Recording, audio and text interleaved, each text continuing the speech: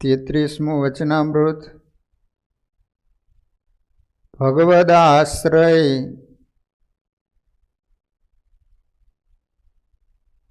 એના માટેનો વિધિ શું હોય છે?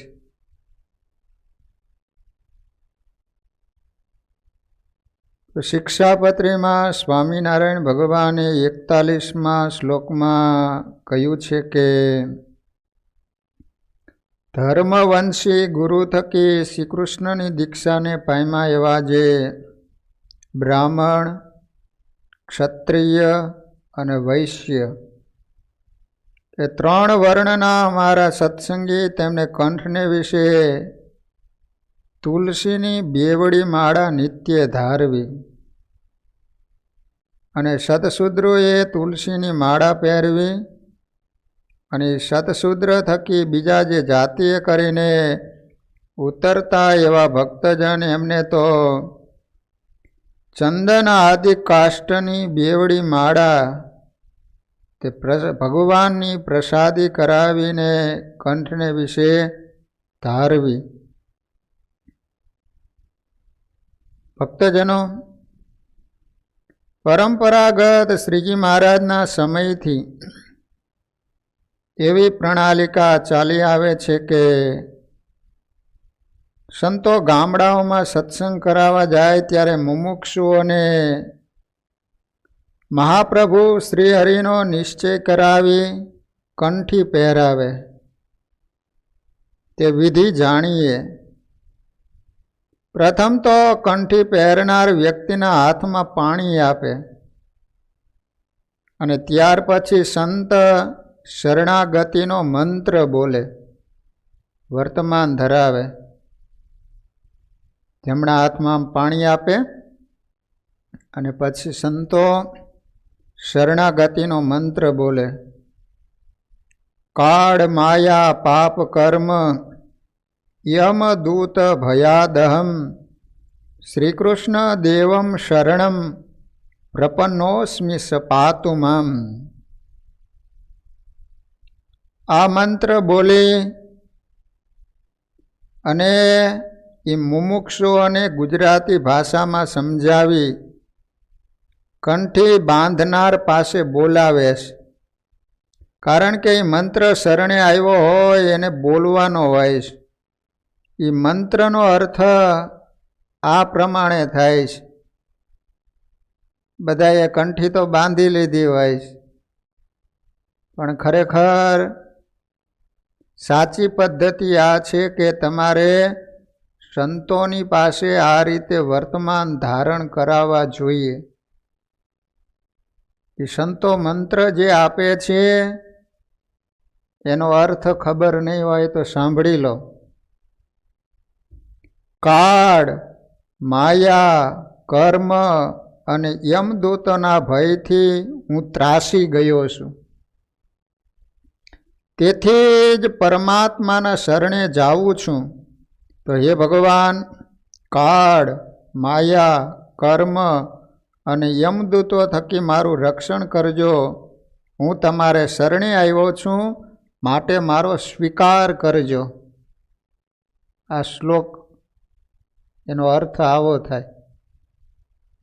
ત્યાર પછી સંતોએ મુમુક્ષુ પાસે પ્રતિજ્ઞા લેવડાવે કે આજથી વ્યસન માત્ર છોડી દઈશ, ક્યારે પણ પાપ નહીં કરું, કદાચ જાણે અજાણે થઈ જાય તો પ્રાયશ્ચિત કરીશ.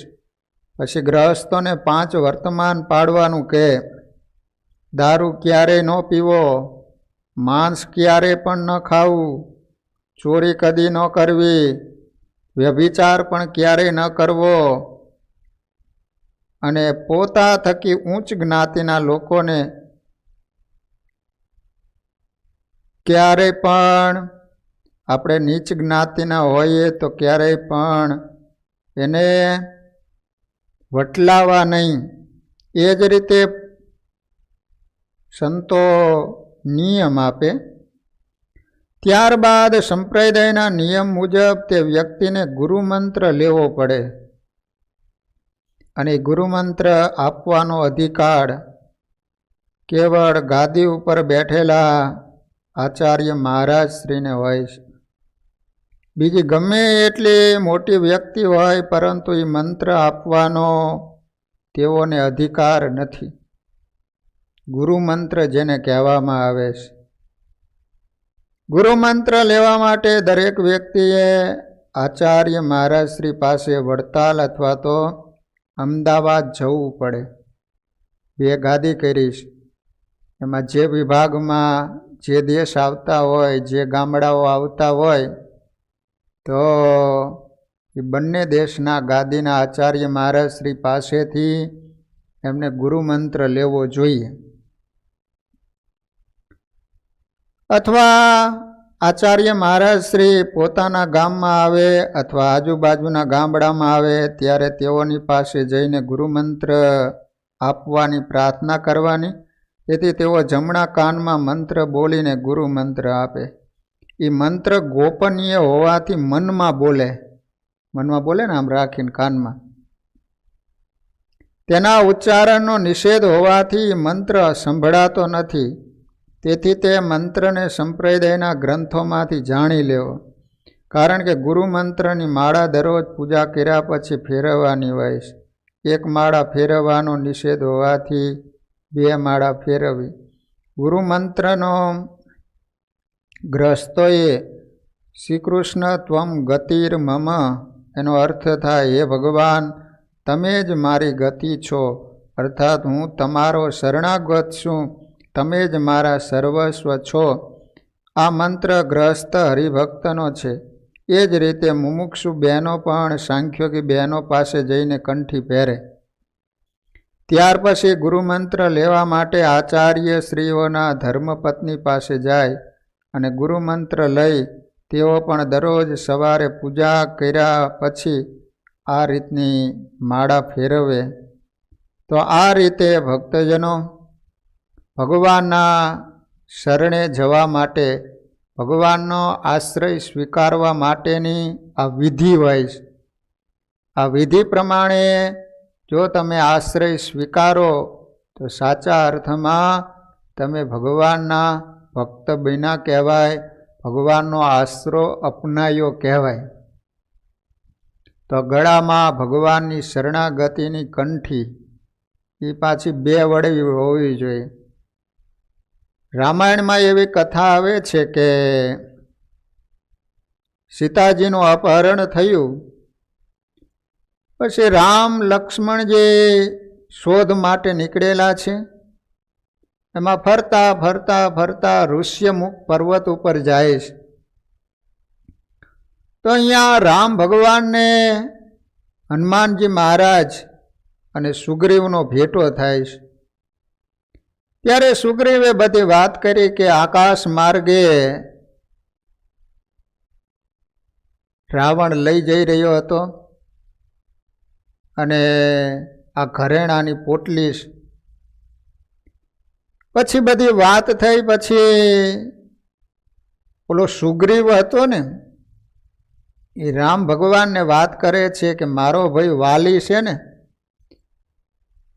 એને મને મારીને કાઢી મૂક્યો અને મારી પત્ની છે એ પણ પોતાને ત્યાં બેસાડીશ. રામ પ્રભુને કહે છે કે પ્રભુ તમે મને મદદ કરો. રામ ભગવાને કહ્યું કે સુગ્રીવ તું જા અને વાલીને લલકાર. વાલીને એક જ તીરે ન મારું તો મારું નામ રામ નહીં. જા તું વાલીને લલકાર. અને વાલી એટલે રાવણને બગલમાં એનો દીકરો અંગદ હતો, એને રમકડા તરીકે રાવણને બાંધી અને ઘોડીએ બાંધ્યો હતો. આવી એક શક્તિ. એટલે સુગ્રીવે તો જઈને લલકાર્યો.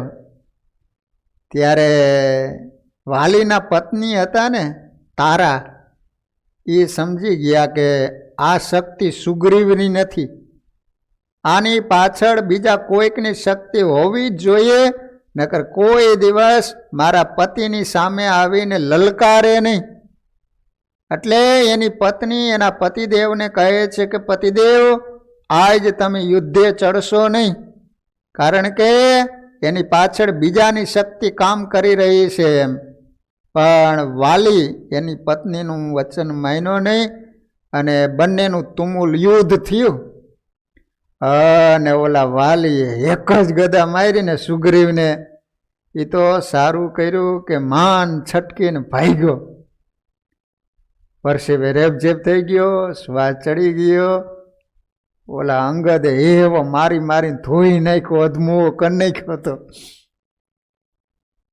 રામ ભગવાન એક વૃક્ષની પાછળ હંતાઈને ઊભા હતા. પેલો વાલી જઈ અને રામ પ્રભુને કહે છે કે પ્રભુ, તમે શું મને મરાવવા માટે મોકલો હતો કે શું? એમ તમે એમ કહેતા હતા કે એક જ તીરે વાલીને મારી નાખીશ. આ એક તીરવાળા ગયા હતા ક્યાં તમે?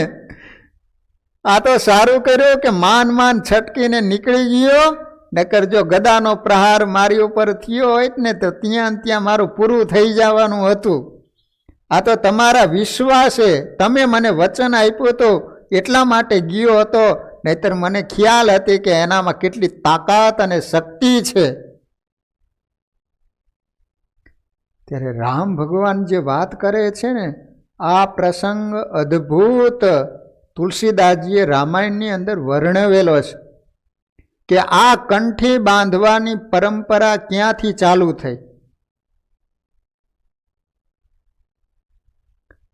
પછી રામ ભગવાને એ વખતે શું કીધું ખબર છે? સુગ્રીવ, તમે બંને યુદ્ધ કરતા હતા તો તમે બંને સરખા હતા એટલે હું ઓળખી ન શક્યો. રામ ભગવાન બનાવટ કેટલી કરે છે, એને ખબર ન પડે. ઓલા સાથે જન્મેલા છોકરાઓ અમુક સરખા જ હોય, કદાચ બીજી વ્યક્તિ ન ઓળખી શકે પણ એના મા બાપને ખ્યાલ ન આવી જાય. બંને સેમ જ હોય, સરખા જ હોય, ઓળખી જાય કે ન ઓળખી જાય? તો આ તો રામ ભગવાન છે, એને ખ્યાલ ન આવી જાય કે આમાં સુગ્રીવ કોણ છે ને વાલી કોણ છે. એમ તો આપણે ખૂણે બેઠા બેઠા ભગવાનનું રામ રામ ભજન કરતા હોય તો ખ્યાલ કઈ રીતે આવે?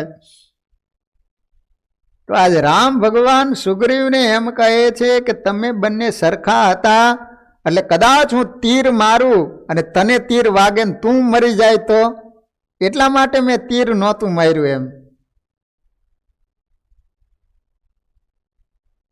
એ વખતે હનુમાનજી મહારાજ સાથે હતા. હનુમાનજી મહારાજને ખ્યાલ આવી ગયો કે ભગવાન એમ કહે છે કે તમે બંને સરખા હતા, એનો અર્થ એ થયો કે સુગ્રીવ છે એ હજી ભગવાનના શરણે થયો નથી, હજી ભગવાનનો થયો નથી. એટલા માટે સુગ્રીવ અને વાલી બંને સરખા છે. જો આ સુગ્રીવને ભગવાનના શરણે કરી દઉં ને પછી એની જવાબદારી ભગવાન ઉઠાવશે. અને એ જ વખતે હનુમાનજી મહારાજે ત્યાં ફૂલ હશે, એ ફૂલની આમ થોડીક માળા કરી અને પ્રસાદીની કરી અને સુગ્રીવના ગળામાં પહેરાવી દીધી. પ્રભુ કહે છે કે હા, હવે મને ખ્યાલ આવ્યો કે જેના ગળામાં કંઠી છે, જેના ગળામાં માળા છે એ મારો છે, અને જેના ગળામાં માળા નથી એ મારો નથી. હવે તું જા, હવે મને ખ્યાલ આવશે કે આમાં મારો કોણ છે. અને બીજી વાર સુગ્રીવ ગયા, તુમુલ યુદ્ધ થયું અને એ જ વખતે રામ ભગવાને એક જ તીર માર્યું અને વાલીને ત્યાં મારી નાખ્યું. જે પ્રભુની શરણાગતિની કંઠી પહેરે છે, જે જીવ ભગવાનને શરણે થાય છે, એની તમામ જવાબદારી ભગવાન ઉઠાવે છે. એટલા માટે અહીંયા સ્વામિનારાયણ ભગવાન કહે છે કે બધા તમે સાધન કરશો પણ જ્યાં સુધી પરમાત્માની શરણાગતિ નહીં સ્વીકારી હોય ત્યાં સુધી તમારા બધા સાધનથી જોઈ એટલી ભગવાનની પ્રસન્નતા નહીં થાય. એટલા માટે વચનામૃતની અંદર સ્વામિનારાયણ ભગવાને આશરાનું અદ્ભુત રૂપ કર્યું. મહારાજ કહે છે કે વડતાલના 5મામાં ભગવાનનો દ્રઢ આશ્રય તે જેને હોય એને મહાપ્રલય જેવું દુઃખ આવી પડે તો પણ એ દુઃખ થકી રક્ષાનો કરનારો ભગવાન વિના બીજાને ન જાણે. અને જે પોતાને સુખ જોઈતું હોય તે પણ ભગવાન થકી જ ઈચ્છે, પણ પ્રભુ વિના બીજાને સુખદાયક ન જાણે ને પ્રભુની જેમ મરજી હોય એ પ્રમાણે જ વર્તે, એવો જે હોય પ્રભુનો શરણાગત જીવ કહેવાય.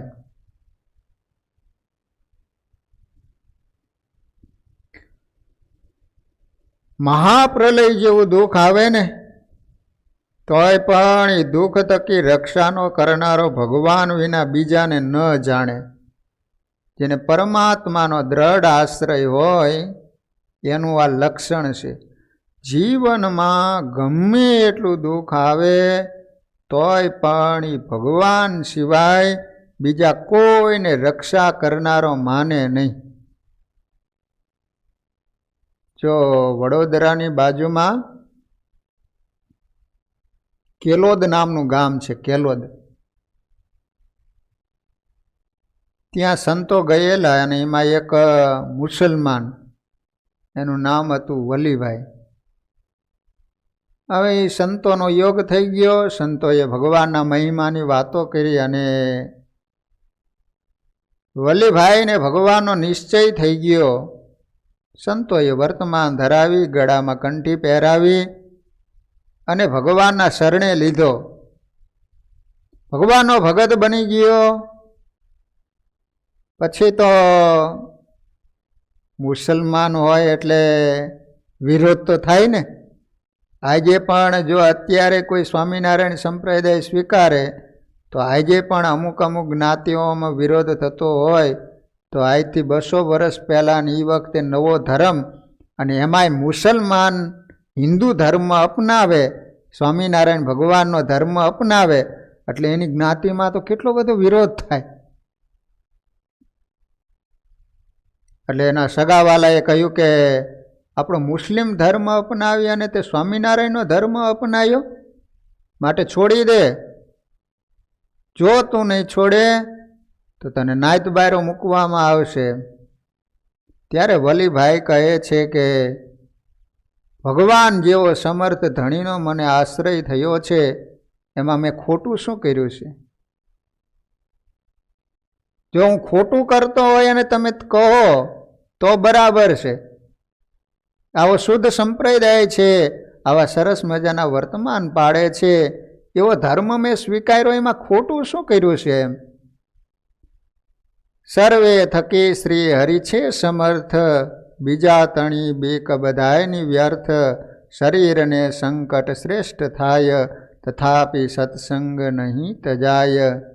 ફણીદ્રને તો મણિપ્રિય લાગે, તે જીવતા તો કદીએ ન ત્યાગે, મત સત્સંગ કીધો નિજ શીશ સાટે, નહીં તજુ નાત તણે ઉચાટે. ફણીધર હોય ને, ફણીધર નાગ, એના મસ્તકમાં મણી હોય. જ્યાં સુધી ફણીધર જીવતો હોય ત્યાં સુધી કોઈના બાપની તાકાત નહીં કે મણીને કોઈ લઈ શકે. પછી સતી નારી હોય ને, જ્યાં સુધી જીવતી હોય ને ત્યાં સુધી કોઈની તાકાત નહીં કે એ સતીત્વની અંદર કોઈ ઠેસ પહોંચાડી શકે. અને લોભીઓ હોય ને, કોઈના બાપની તાકાત નહીં કે લોભિયા પાસેથી પાંચ્યું એ કઢાવી શકે. એમ વલીભાઈ કહે છે કે જે થનાર હોય તે થાય, બાકી માથું આપવું પડશે તો માથું આપી દઈશું, પણ અમે સ્વામિનારાયણ ભગવાનને નહીં છોડીએ. આવી ખુમારી ચડી ગઈ, ચડી છે ખુમારી મેં તો વિધિ પ્રેમ સુરા. તો વલીભાઈને નાયત બારા મૂકવામાં આવ્યા અને 1-2 દિવસ નહીં, ભક્તજનો 12 વર્ષ સુધી નાયત બારા રહ્યા. પણ તોય એવી ખુમારી ભગવાનનું ભજન કરે.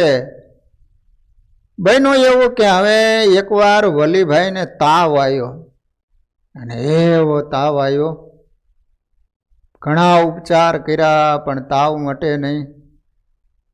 એના માં હતા ને માં, એને એમ થયું કે આટલું ભજન કરીએ છીએ છતાંય સ્વામિનારાયણ કેમ મારા દીકરાને સારું નહીં કરતા હોય?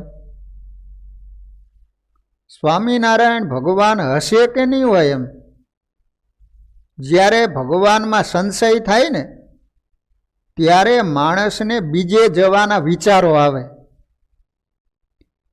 એટલે એને એમ થયું કે આટલું કરવા છતાંય મારા દીકરાને સ્વામિનારાયણ સાજો કેમ નહીં કરતા હોય? એટલે એક સાઈ હશે ને મુસલમાનના ફકીર, એની પાસે ગયા તો કહે છે કે આ તમે દોરો લઈ જાઓ અને તમારા દીકરાને બાંધશો ને કાંડે, એટલે ગમે એવો તાવ હશે ને તો એ તાવ ઉતરી જાય છે, સાજો થઈ જાય છે 20 મિનિટે. એમ તો વલ્લીભાઈના મા કહે છે કે પણ અમારો દીકરો છે એ હાથે બાંધવા નહીં દે. તો કહે છે કે એમ કરજો ને, જે ખાટલા ઉપર સૂતો હોય ને એ ખાટલાને પાયે બાંધી દેજો. હા, ખાટલાને પાયે હું બાંધી દઈશ. એ સાઈએ આપેલો દોરો તો એ ખાટલાને પાયે બાંધ્યો.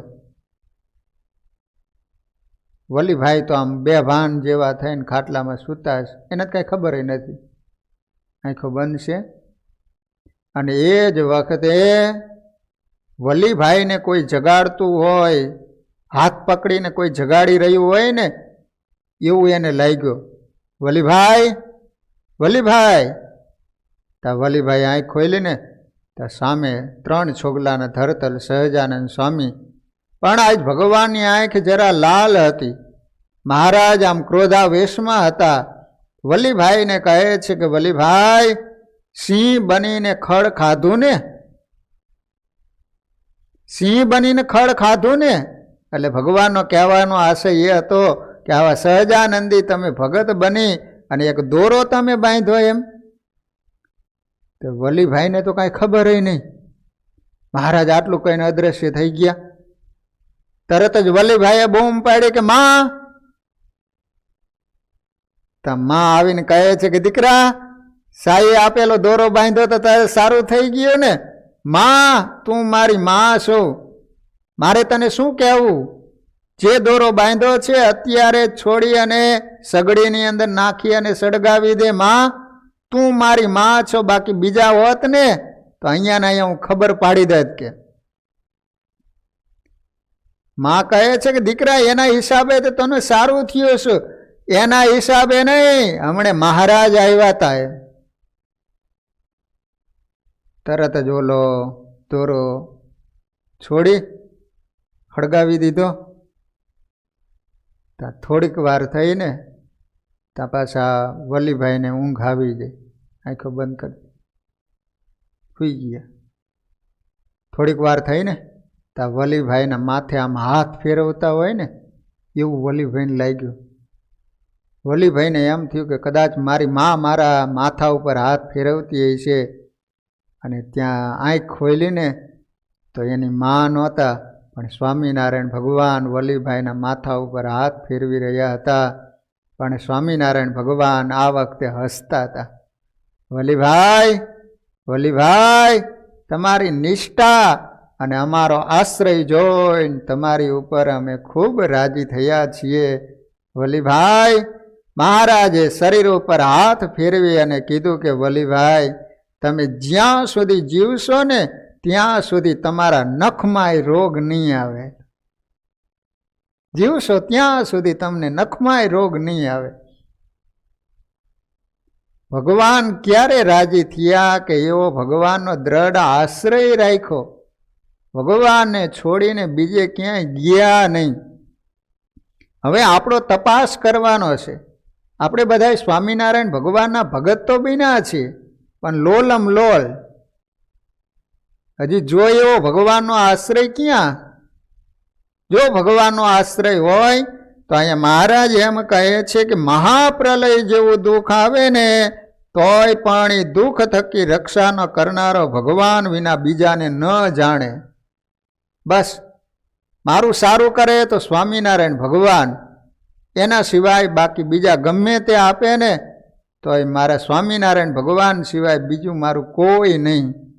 પતિવ્રતા નારી હોય, એને કાંઈ જોતું હોય તો એના પતિની પાસે માગે. પાડોશમાં કદાચ કરોડપતિ રહેતો હોય તો અહીંયા માગવા માટે જાય, અને ત્યાં માગવા માટે જાય અને એના ધણીને ખબર પડે તો એના ધણી માર્યા વિના મૂકે એને.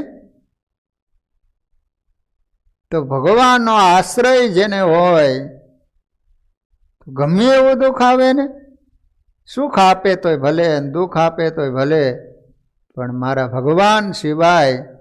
એક વચનામૃતમાં એવું આવે છે કે સૂળીએ ચડાવવાનો હોય, બાજુમાં ભગવાન ઊભા હોય તોય પણ એને સંકલ્પ એમ ન થાય કે ભગવાન આના થકી મારી રક્ષા કરે.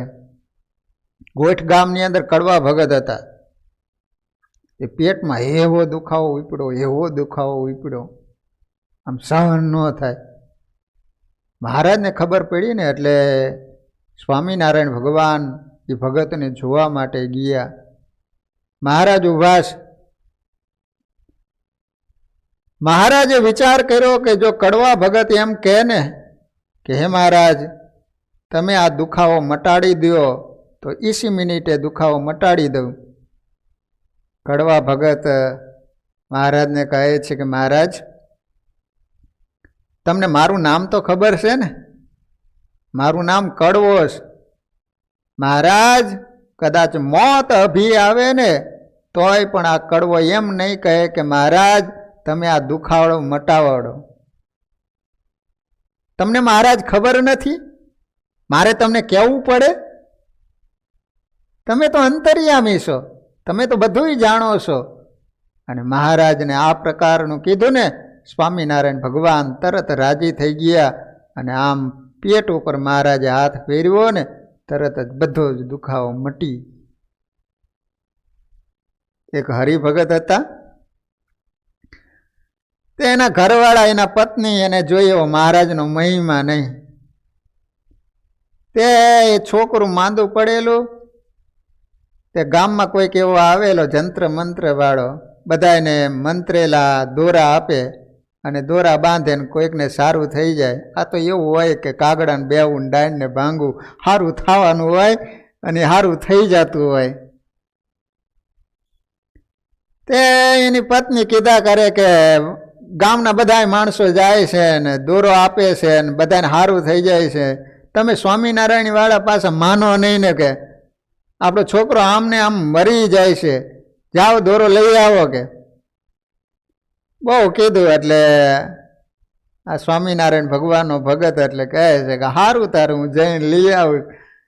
તે ભગત રસ્તામાં જતા જતા ચોયણી પહેરેલી, પહેલાના જમાનામાં માણસો ચોયણી પહેરતા ને, તો ચોયણીની ઓલી નાળી હોય ને એ નાળીના થોડાક દોરા કાઢી અને સ્વામિનારાયણ સ્વામિનારાયણ બોલીને ગાંઠું મારી દીધી. અને એ ચોયણીની દોરી ઘરે આવીને એની પત્નીને કે લે આ ફકીરનો દોરો લઈ આવ્યો, અને દોરો બાંધ્યો ને તો તરત છોકરાને સારું થઈ ગયું. તો એના પત્ની કહે છે કે જુઓ તમે સ્વામિનારાયણીય માનો નહીં ને, કીધું ને કે કરતી હતી પણ તમે જાતા જ નહોતા. જો આ દોરાનો પ્રતાપ કેવો હશે, બાંધ્યો ને તરત છોકરાને સારું થઈ ગયું ને. ત્યારે ઓલો હરિભગત કહે છે કે એ દોરાનો પ્રતાપ નથી, આ ચોયણીની નાળીનો પ્રતાપ છે. કે એ ભગતની નિષ્ઠા કેવી કયો. એટલે મહારાજ એમ કહે છે કે જે જોતું હોય એ ભગવાનની પાસે જ માગે. એ પછી ભગવાન મોજમાં હોય તો આપે ખરા, ક્યારેક નોય પણ આપે. પત્ની એના પતિની પાસે માગણી કરે, કદાચ મોજમાં હોય તો આપે, અને કદાચ મોજમાં ન હોય બે લાફાઈ ચોડે. ભગવાન થકી જ ઈચ્છે પણ પ્રભુ વિના બીજાને સુખદાયક ન જાણે, અને પ્રભુની જેમ મરજી હોય ને એ પ્રમાણે જ વર્તે. એટલે ભગવાનનો આશ્રય હોય તો એ ભગવાનની મરજી હોય એ પ્રમાણે જ વર્તે. પત્ની એના પતિને એમ કે હું તમારી છું એમ કીધા કરતી હોય, એનો પતિ એમ કહે કે પાણીનો એક લોટો લાવજો, તો કે તમારા હાથ ભાંગી ગયા, ઊભા થઈને પાણીનો લોટો ભરી આવો, તો એ તમારી થઈ કહેવાય? પત્ની એમ કહેતી હોય કે હું તમારી છું, તો પછી પતિ જેમ કહે એની મરજીની અનુસાર રહેતી હોય, એના ઉપર એનો ધણીનો રાજીપો થાય ને.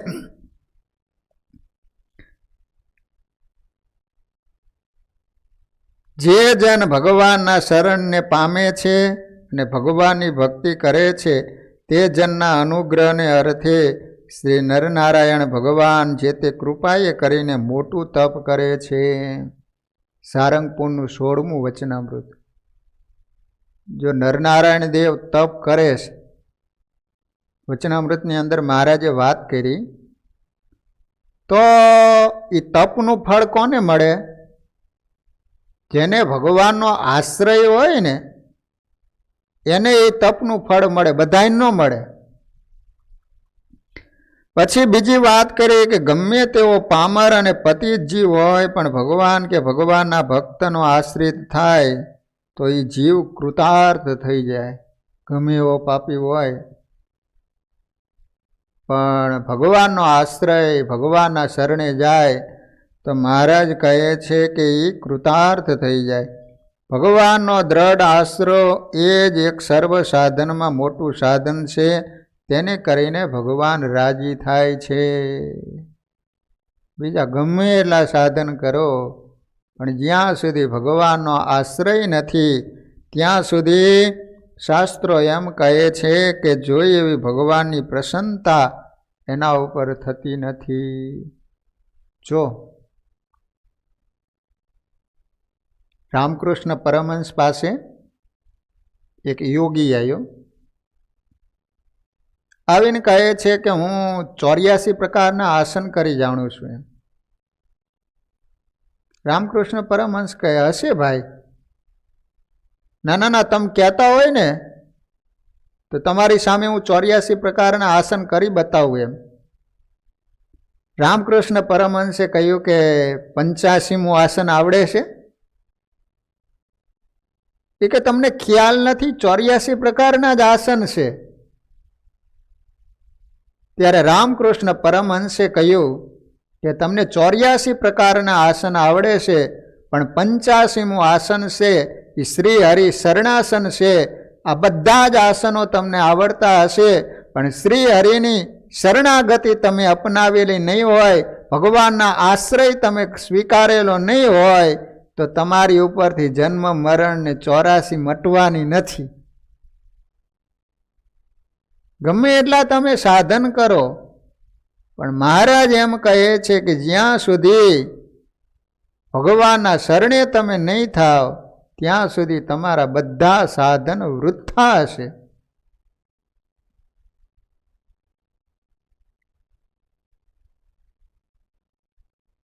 સર્વધર્માન પરિત્યજ્ય મામેકમ શરણમ વ્રજ અહમ ત્વામ સર્વ પાપેભ્યો મોક્ષયિષ્યામિ મા શુચઃ. આ ગીતાજીનો શરણાગતિનો મંત્ર ભગવાન કૃષ્ણ અર્જુનજીને કહે છે કે અર્જુન, સર્વધર્માન પરિત્યજ્ય, તારા મનના માનેલા બધા જ ધર્મોને છોડી અને મારા શરણે આવી જા. તું શોક કરમાં. અને અર્જુનજી ભગવાનના શરણે આવી ગયા તો વિચાર તો કરો કે સામા પક્ષની અંદર કેવા કેવા યોદ્ધાઓ હતા. દ્રોણાચાર્ય, ભીષ્મ દાદા. ભીષ્મ દાદા એટલે ઈચ્છિત મૃત્યુ.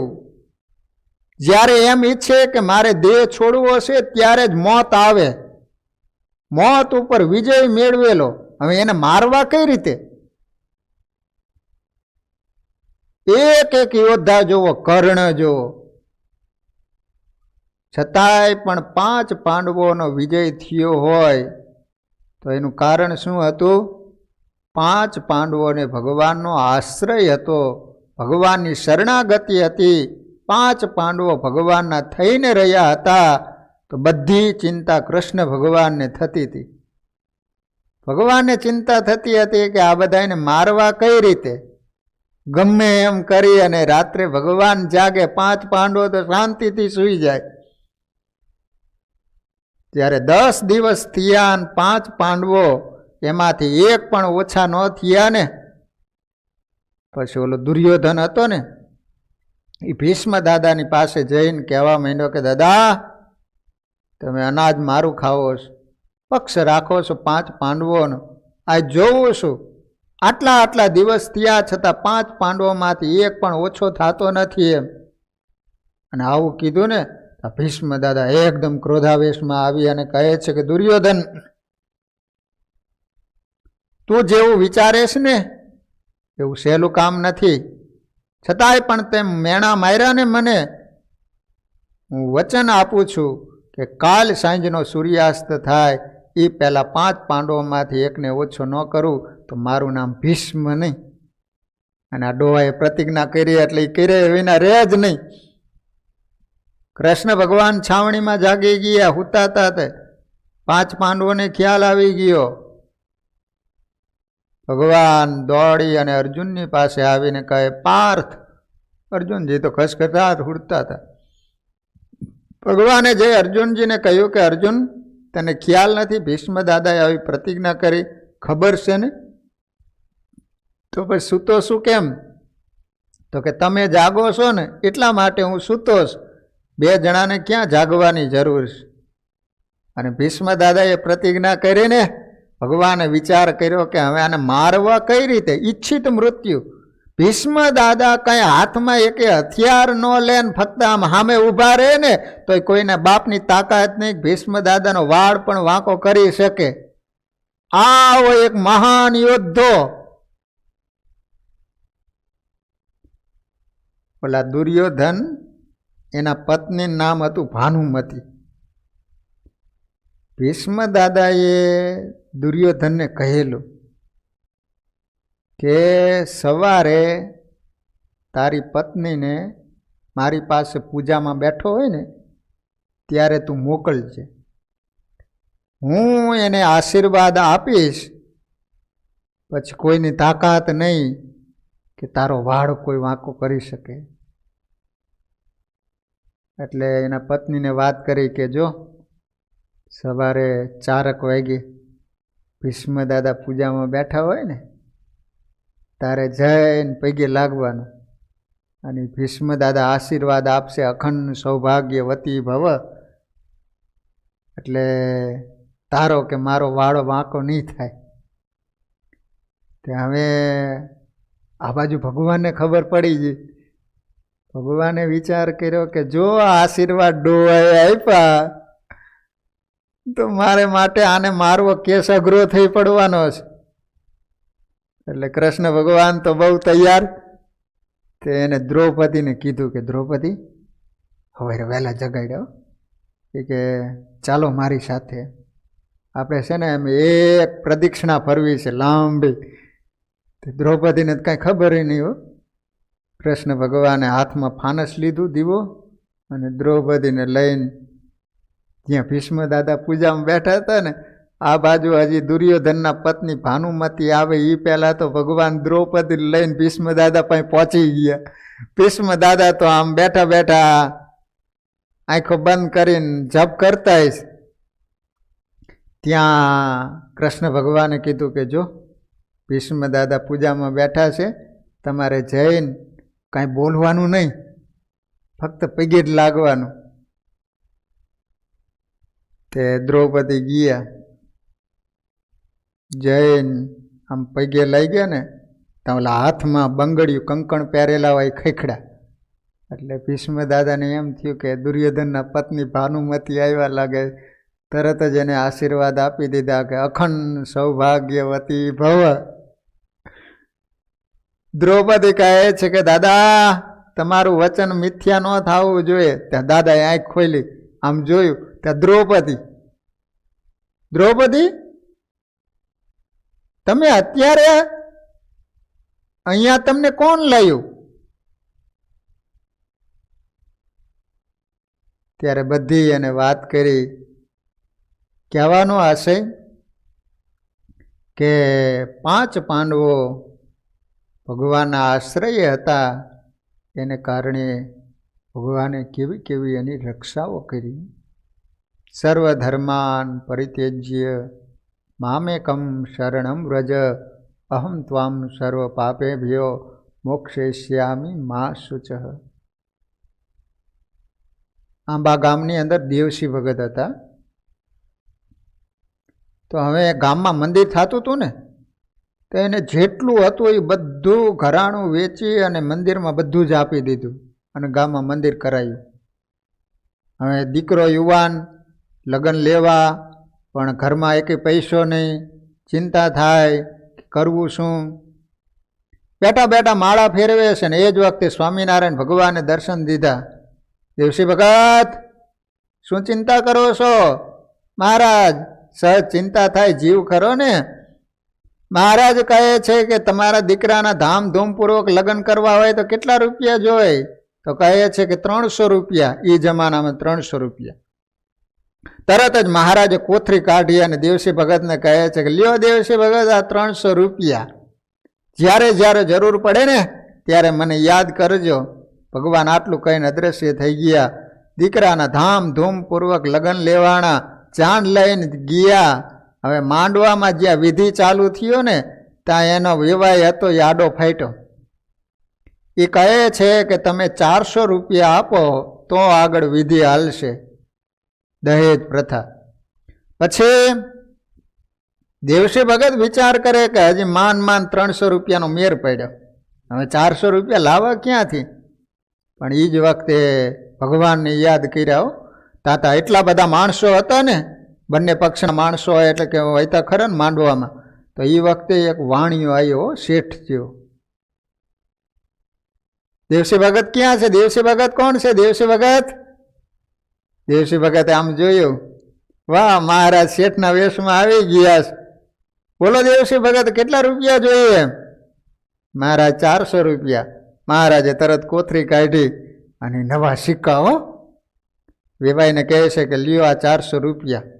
વેવાઈ વિચાર કરે કે અજાણી વ્યક્તિ આવીને કદાચ ખોટા તો નથી ભટકાડી ગયો ને. તરત હોનીને બોલાવીને કહે છે કે તપાસ તો કર, આ સાચા છે ખોટા છે. અને સોનીએ જ્યાં હાથમાં લીધા ને ત્યાં હોની કહે છે કે મારી હાથ પેઢીમાં આવા રૂપિયા જોયા નથી. ત્યારે ઓલા શેઠના વેશમાં આવેલા ભગવાન કહે છે કે આ તો જુનાગઢના પુરુષોત્તમ શેઠની હવેલીના રૂપિયા છે. દેવસી ભગતને કહે, દેવસી ભગત, તમે ચિંતા ન કરતા, જ્યારે જ્યારે જરૂર પડે ને ત્યારે મને યાદ કરજો. જે ભક્તજનો ભગવાનના શરણાએ ગયા છે ને એની ભગવાન કેવી કેવી રક્ષાઓ કરે. ભગવાને નરસિંહ મહેતાની કેવી રક્ષા કરી, કેટલા એના કામ કર્યા. નરસિંહ મહેતાને કાંઈ ચિંતા હતી? એ તો હાથમાં કરતા લઈને એ ભગવાનનું ભજન કરતા. એની દીકરીનું આણું, એના છોકરાના લગ્ન કરવાના હોય, એના પિતાશ્રીની ઓલી તિથિ આવે અને બધાને જમાડવાના હોય, શ્રાદ્ધ બાપનું કરવાનું હોય. કેટલા બધા નરસિંહ મહેતાના કામ ભગવાને કર્યા. એનું કારણ શું? નરસિંહ મહેતા ભગવાનના થઈને રહ્યા હતા. ભક્તજનો જીવનમાં ભગવાનના થઈને રહીજો. જો ભગવાનનો આશ્રય તમે જીવનમાં અપનાવેલો હશે, ભગવાનના થઈને રહ્યા હશો, તો અહીંયા ભગવદ્ ગીતામાં એમ કહે છે કે એને કોઈ પણ પ્રકારની ચિંતા કરવાની જરૂર નથી. તો આ રીતે ભક્તજનો 33મું વચનામૃત ભગવદ આશ્રય, ભગવાનની શરણાગતિનું અતિ જીવનના મહત્વનું પાછું એટલે ભગવાનની શરણાગતિ, એના વિશે આપણે બધાએ શ્રવણ કરી રહ્યા છીએ. તો વાલા ભક્તજનો, અહીંયા કથાનો સમય પૂરો. ભગવદ સ્મરણ સાથે કથાને વિરામ. શ્રીપતિમ શ્રીધરમ સર્વદેવેશ્વરમ ભક્તિધરમ આત્મજમ વાસુદેવો મરે માધવમ કેશવમ કામદં કારણં સ્વામિનારાયણં નીલકંઠં ભજે સહજાન મહારાજ. સ્વામિનારાયણ સ્વામિનારાયણ સ્વામિનારાયણ.